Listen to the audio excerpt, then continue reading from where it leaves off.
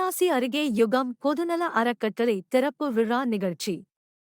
திருப்பூர் மாவட்டம் அவிநாசி சட்டமன்ற தொகுதிக்கு உட்பட்ட வெள்ளியம்பாளையம் மகாலட்சுமி நகர் பகுதியில் யுகம் பொதுநல அறக்கட்டளை திறப்பு விழா நிகழ்ச்சி நடைபெற்றது. இவ்விழாவில் யுகம் அறக்கட்டளை நிறுவனர் ரோசி சதீஷ்குமார் தலைமை தாங்கி குத்து விளக்கேற்றி விழாவை தொடங்கி வைத்தார்.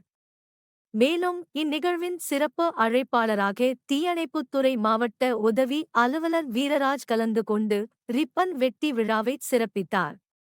இந்நிகழ்வில் ஆசிகலி, ஸ்ரீதர், வரதராஜ், ஜெகதீஷ், ஜீவா, அருண்குமார், சரோஜா, தீபக் உள்ளிட்ட நிர்வாகிகள் கலந்து கொண்டனர்.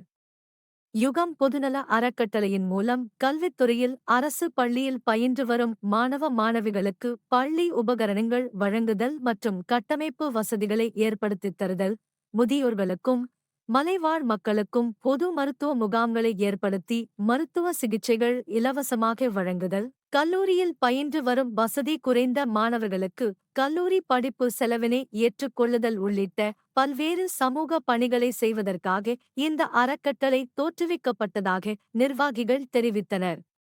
மேலும் அறக்கட்டளை திறப்பு விழா நிகழ்ச்சிக்கு 50க்கும் மேற்பட்டோர் கலந்து கொண்டனர்.